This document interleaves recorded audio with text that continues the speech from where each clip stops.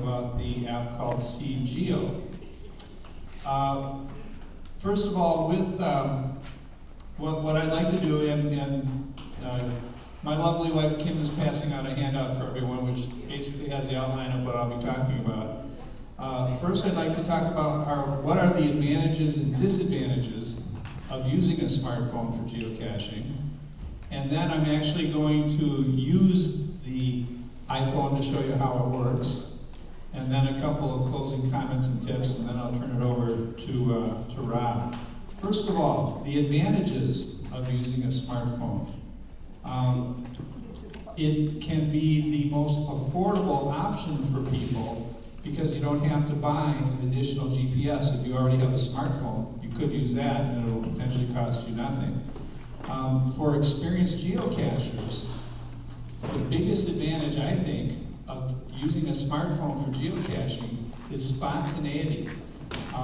You don't have to load any pocket queries. You don't have to load anything from your computer because the app will allow you to receive from geocaching.com all of the information anytime you want it. So if I happen to be going to Chicago tomorrow, instead of loading caches onto my phone, all I have to do is go to Chicago, turn it on, and it'll find everything that's there.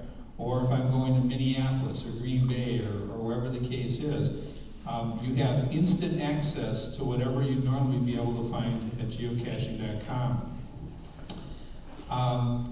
You can also, another advantage of having a smartphone for geocaching is if you're out in the field, let's say you're taking a little weekend trip to Wisconsin Dells or something, you could actually access GeoChecker if you're trying to solve a puzzle cache to see if you got it right. Another advantage is that you can actually, with your smartphone, if you're, let's say, in some area and you're looking at the caches that are in that area, you could actually sort them by favorite points and concentrate on those caches that have 5 or 10 or 15 favorites. Another advantage, this keeps cutting out of me a little bit, oh well.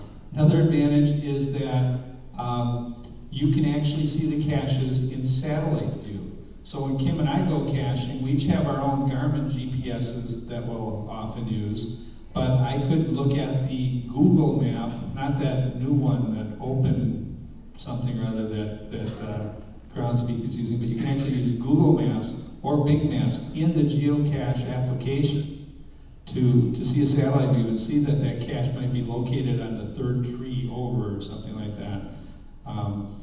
Also, another advantage is that you can log the caches right from the phone. You don't have to go home, be in front of the computer and log them the next day or something like that. You can log them right in the car or wherever you're at. Another advantage is that you can take pictures of the caches with your smartphone, and when you log it, if you log it on your phone, you can actually send a picture along with the log. So as soon as you log it, the picture that you took could be there too. Hopefully not a spoiler picture, but sometimes people do that. It comes in handy for us if Kim and I are looking at a location to hide a cache. Our Garmin GPSs will, at least the way we have them set up, it is only showing us the caches that we haven't found yet, because when we load 1,000 caches onto our Garmins, it's only the ones we haven't found. But with an iPhone, or any smartphone for that matter, it'll show you all the caches, whether you found them or not, if you prefer to do it that way. So you can see if there's any caches that are close by that might be a proximity issue if you're trying to hide one. So it can complement the use of a standalone handheld GPS, because you can use one for caching and one for logging, or use one for caching and one for seeing satellite views. You know, it's nice how you can actually use both of them at the same time. Here's some disadvantages of using a smartphone. One is they're not waterproof. I don't know about you, but I've dropped my Garmin GPS many times, and I've been out in the rain and the snow many times That would not be good for an iPhone or some of the other phones if they got wet, because it could wreck them. Another thing, and you may have heard this about smartphones, they are not as accurate. They are not as accurate potentially as a standalone GPS unit. Now let me qualify that a bit. We found that it can be very accurate if it's a clear day. However, if you are in the woods, GPS's, the signal will bounce all over the place, much more so than just a standard standalone GPS unit. It's not as accurate under trees, it's not as accurate in hilly areas, heavy cloud cover, maybe if there's a lot of tall buildings, but those things can even throw off a regular GPS, but even more so with a smartphone. So if you are using a smartphone and you're in the woods, just keep in mind that it's going to bounce around a lot, so maybe look for the geo beacons and not just try to rely religiously on just the accuracy of the GPS, because it may not be there. Another disadvantage of a smartphone in comparison to some standalone GPS units is that the app for the smartphone won't give you driving directions. With a lot of GPS units, they're set up so that they'll actually give you turn-by-turn directions to the cache on the road. Well, it's not like that with the geocaching app, but there are other apps you can put on a smartphone that will give you driving directions. The biggest disadvantage that some people say with certainly with an iPhone and probably with all smartphones, is battery life. When you have a smartphone, if you have on Bluetooth, that'll take out some battery time. If you have Wi-Fi, that'll take out some. If you have a 3G or 4G, that'll take out some. But if you're using the GPS in a smartphone, oh my gosh, does that take fast. Your battery will probably last 3 hours, maybe 4 hours, if you have it navigating with the GPS the whole time. So when I use the iPhone for geocaching, I make sure that when I'm done finding that geocache, I turn it off so that it's not constantly navigating, because it really can eat away at the battery really quick. Okay, enough of the advantages and disadvantages. I'll show you how this actually works. This is the startup screen for the geocaching app, and it looks a little bit different depending upon if it's on an iPhone, an Android phone, or a Windows 7 phone, but it's similar but different. Anyway, you'll notice that with this screen, this is the screen that you would do searching from, and I'm going to talk about search, sort, select, navigate, and then log. So first we're on the searching part if you're looking at the outline. Anyway, for searching, you can hit search for nearby geocaches. And it's cranking away to show us what they are right now.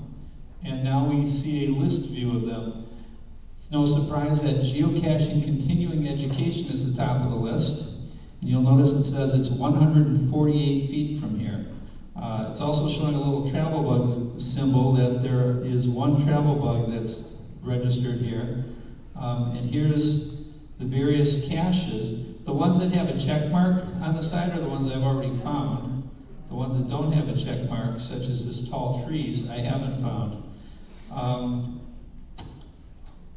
And you'll notice some of the other buttons here. There's, in the upper right-hand corner, a picture of a map. If I touch that, it's now giving me a map view of all the caches in the area. And if I wanted to, it's showing me the top 30. I could get the next 30. Now it's going to show me the 60 closest caches to where we're at right now. So there they are. And of course, the ones with the smiley faces on it are the ones that I've already found. The button next to it, let's see, which one do I want to do here? There's a button called Saved. If I do that, that's where you can access pocket queries. If you've already got a pocket query that you've created online at geocaching.com, you could download that pocket query, and that way you would only see the caches in the pocket query rather than all of the ones that are listed there. You can also, when you're saving, you could save, let me go back to this. When you're using this, you could actually save it so that it'll save maps, it'll save photos, it'll save descriptions of all the caches that you want, so that if you're out of network coverage, you're in an area where you have no cell phone reception, you can still, even though you may not be able to access the internet, the GPS in the phone will still work, and you'd still have the map because you saved it. So I don't use the save feature because I never seem to be out of network coverage, but let's say you were vacationing in Arizona or something and planning on being in an area with poor reception, well then you potentially might want to use that. Let me go back to the list view here.